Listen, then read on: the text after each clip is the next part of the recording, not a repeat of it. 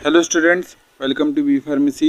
My self Rajmesh Mandal. तो चलिए start करते हैं हमारा new video. HEP2 B pharmacy second semester digestive system चल रहा था। तो डाइजेस्टिव सिस्टम में देखा जाए तो हम लोग का ये स्टमक हो गया है, पेनक्रियाज हो गया है। अब बात करते हैं लीवर का। तो लीवर के बारे में एनाटॉमी देख लेते हैं, क्या होता है anatomy.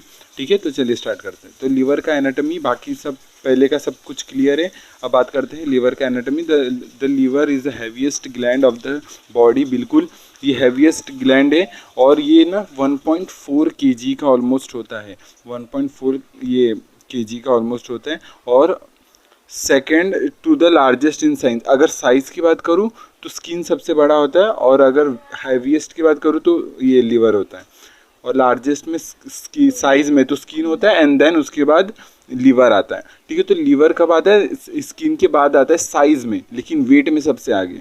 The liver is inferior to the diaphragm and occupies most of the right hypochondriac and part of epigastric region of abdominopelvic cavity। इसका मतलब जो लीवर है, आपको पता होगा कि लीवर ना दो लोब्स में होता है, राइट एंड लेफ्ट लोब। ये तो आपको पहले से पता है। जो लीवर होता है वो डायफ्राम के नीचे होता है, और या राइट हाइपो, जहाँ पर आपको पता है सिक्स पैक्स पता है। अपर जो दो पैक्स होते हैं ना, सिक्स पैक्स में से अपर के जो दो पैक्स होते हैं, और उसका राइट साइड वाला। अब मैं यहाँ पर कैसे बताऊँ, देखो जैसे कि मैं बताता हूँ। देखो ध्यान से सुनना, ये एब्डोमिन है आपका। ठीक है, ये आपका स्टमक वाला पार्ट है, यहाँ से एब्डोमिन है पूरा। इसमें से जो अपर राइट वाला पार्ट है, ये वाला पार्ट मैं बोल रहा हूँ, ये वाला अपर राइट वाला पार्ट, इसको बोलते हैं right hypochondriac region. Right hypochondriac region. और उसी के जस्ट बाजू में देखो यहाँ पर होता है, देखो ये मैंने क्या बोला, ये स्टमक है, means stomach in the sense abdomen है।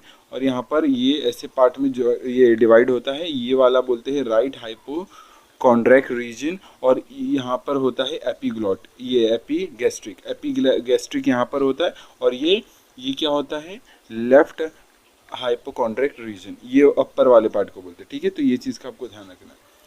ओके, आगे बढ़ते हैं। आपको पता चला, तो ये मोस्टली लीवर कहाँ रीजन आपको पता होना चाहिए लोकेशन, क्योंकि पूछा जाता है। और साइंटिफिक लोकेशन पता होना चाहिए कि एब्डोमिन के नीचे होता है, राइट हाइपोकॉन्ड्रियक रीजन में होता है मोस्टली। और थोड़ा पार्ट इसका एपिगैस्ट्रिक वाले पार्ट में होता है। मैंने कहाँ वो पोजीशन होता है मैंने बता दिया। और थोड़ा आप गूगल पे सर्च करोगे, या आपको होमवर्क देता हूँ गूगल पे सर्च करना, उसमें और भी क्लियर और आपको डेफिनेटली समझ में आ जाएगा।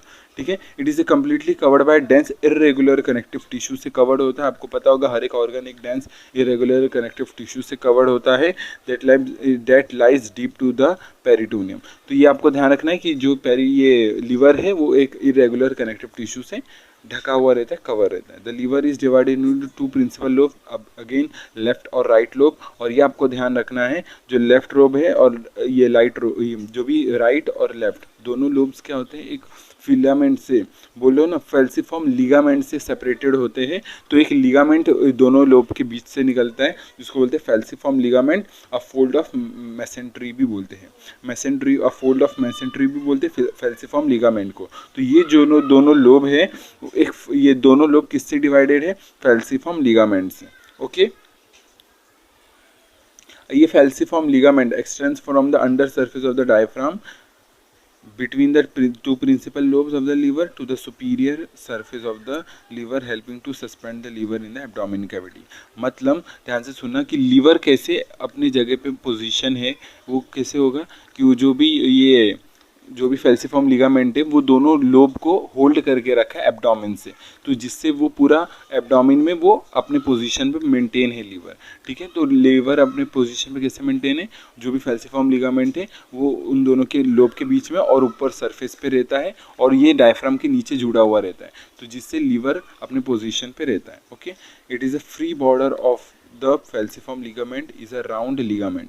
ठीक है, in the free border of the falciform ligament is a round ligament. ये आपको बताऊंगा अभी डायग्राम में, जहाँ पर फेल्सिफॉर्म लिगामेंट की साइड में एक छोटा सा नीचे साइड राउंड लिगामेंट भी होता है। तो फेल्सिफॉर्म लिगामेंट के साथ साथ एक राउंड लिगामेंट भी होता है छोटा सा, नीचे देखना, which is the remnant of umbilical vein of the foetus. तो ये जो फीटस का अम्बिलिकल वेन होता है, जब पार्चुरेशन के बाद अम्बिलिकल कॉर्ड काटा जाता है तो अम्बिलिकल कॉर्ड का क्या होता है, रेमनेंट बच जाता है, अम्बिलिकल वेन का रेमनेंट बन जाता है, जिसको हम बोलते हैं राउंड विंडो, राउंड विंडो बोल रहा हूँ, राउंड लिगामेंट होता है। तो ये राउंड लिगामेंट क्या होता है, जो भी ये अम्बिलिकल वेन है फीटस का, उसका ही रेमनेंट है, बचा हुआ, जो बचा कुछ हो जाता है ना, जैसे कट कर देते और जो बच जाता है उसको बोलते हैं राउंड विंडो। तो ये राउंड विंडो ये अम्बिलिकल वेन है फीटस का। देखो डायग्राम के थ्रू आपको बताता हूँ, ये रहा डायग्राम।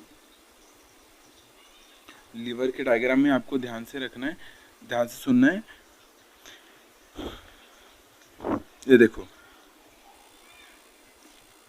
देखो डायफ्राम के नीचे क्या होता है, ये रहा फैल्सीफॉर्म लिगामेंट, ये दोनों लोब को डिवाइड करके रखा है, प्लस इसके साइड में देखो, नीचे साइड में छोटा सा राउंड विंडो है, जो रेमनेंट है किसका, अम्बिलिकल वेन का, फीटस के।